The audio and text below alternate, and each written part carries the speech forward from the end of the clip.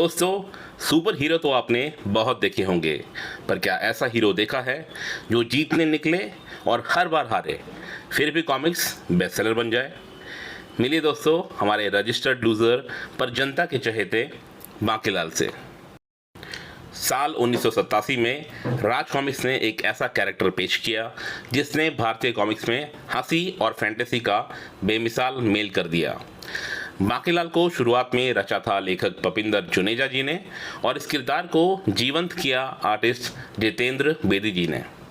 बाद में जल्दी ही लेखन की जिम्मेदारी संभाली राइटर तरुण कुमार वाही जी ने और उनकी बेदी जी के साथ जुगलबंदी कई बेहतरीन बांकीलाल की कॉमिक्स के रूप में हमारे सामने आई। बांकीलाल के ओरिजिन के बारे में थोड़ी बात कर लेते हैं। रामपुर गांव में एक ननकू नाम का गरीब किसान अपनी पत्नी गुलाबवती के साथ रहता था। ननकू को जमींदार के खेतों में काम करके जो भी रूखा सूखा मिलता था उससे ही घर किसी तरह चलता था। उसकी पत्नी गुलाबवती भगवान शिव की बहुत बड़ी भक्त थी। फिर एक दिन शिव के आशीर्वाद से ही इस दंपति के यहाँ बांकीलाल नाम के पुत्र का जन्म हुआ। बांकीलाल बचपन से ही बड़ा शरारती था। एक बार जब शिव पार्वती आकाश मार्ग से भ्रमण पर निकले थे तो अपने आशीर्वाद के फल को फलीभूत होते देखने की चाह पार्वती और शिवजी को ननकू के घर खींच लाई। परंतु वहां भगवान के सामने भी नन्हा शैतान बांकीलाल अपनी हरकतों से बाज नहीं आया। उसकी एक शरारत से क्रोधित होकर शिव ने उसे शाप दे दिया कि ये लड़का हमेशा निकम्मा और शरारती ही रहेगा।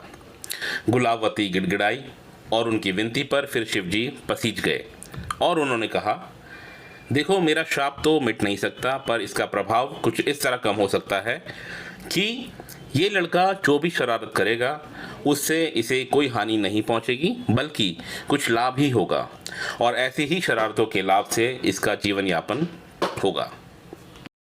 बस फिर क्या था, बांकीलाल की शरारतें दिन रात परवान चढ़ती रहीं और शाप और आशीर्वाद की खिचड़ी के फलस्वरूप अब उसका धीरे धीरे नाम भी होने लगा। जब बांकीलाल के कारनामे विशालगढ़ राज्य के राजा विक्रम सिंह के कानों में पड़े तो उन्होंने उसे अपने दरबार में एक विशेष सलाहकार के तौर पर नियुक्त किया। अब यहाँ से बांकीलाल की शरारतें विशालगढ़ राज्य हड़पने के बड़े षड्यंत्र का रूप लेना शुरू कर देती हैं। बस फिर क्या था, राजा विक्रम सिंह को अपने रास्ते से हटाने की योजनाएं बननी शुरू हो जाती हैं, लेकिन हर बार उसकी चालें उल्टी पड़ती हैं। राजा बचता रहता है, राज्य सुरक्षित रहता है और पाठक पेट पकड़ के हंसते रहते हैं। देखिए दोस्तों, अब बांकीलाल वैसे तो एक आम इंसान ही है, पर भगवान शिव का शाप और फिर उसका असर कम करने के लिए दिया हुआ वो छुपा सा वरदान उसके लिए कोई सुपर पावर से कम काम नहीं करता। शरीर से सीकड़ी और शक्ल से भोंदू लगने वाले बांकीलाल की ताकत होती है उसका खुराफाती दिमाग, गजब की जुगाड़बाजी और फिर होने वाला नियति का खेल। बांकीलाल की दुनिया बसती है विशालगढ़ में, जिसके सिंहासन को पाने का सपना उसके जीवन का अब एकमात्र लक्ष्य बन जाता है। उसका धूर्तपना, चालाकियाँ और षड्यंत्रकारी दिमाग नित नए कारनामों को जन्म देता है। बांकीलाल की कहानियों को और भी रोचक बनाते हैं राजा विक्रम सिंह, उनके मूर्ख दरबारी और कई सारे जादूगर, राक्षस और तांत्रिक जो हर एक कॉमिक बुक टाइटल को बना देते हैं हंसी का धमाका। अब वैसे तो बांकीलाल की अधिकांश कॉमिक बुक्स मनोरंजक रही हैं, फिर भी मैं आपको ये सजेस्ट करूंगा कि आप उसकी पहली 8 कॉमिक बुक्स और बहुत ही प्रचलित लोक यात्रा सीरीज़ को आप ज़रूर पढ़ें एक बार और आप खूब एंजॉय करेंगे। देखिए दोस्तों, बांकीलाल खास इसीलिए है क्योंकि वो एक फेलियर के बावजूद हीरो है। उसकी नाकामियाँ ही उसकी सबसे बड़ी जीत है। उसकी कॉमिक्स ने दिखाया है कि बिना तगड़े शरीर, बिना मारधाड़ और बिना किसी सुपर पावर के भी कॉमिक्स सुपरस्टार बना जा सकता है।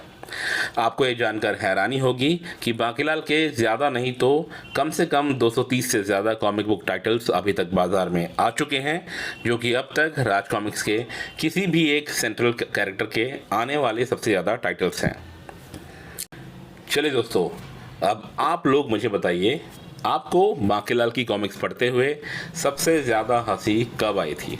कमेंट में ज़रूर बताइएगा। और अगर आप चाहते हैं कि बांकीलाल के ऊपर और भी वीडियोस बने तो इस वीडियो को लाइक और शेयर ज़रूर कर दें। मैं फ़िलहाल चलता हूँ, मुझे इजाज़त दीजिए। मेरा नाम है धीरेन्द्र और इस चैनल कॉमिक्स एनिमल के साथ मैं एक बार फिर से आपके सामने जल्दी ही हाजिर हूँगा। Goodbye for now.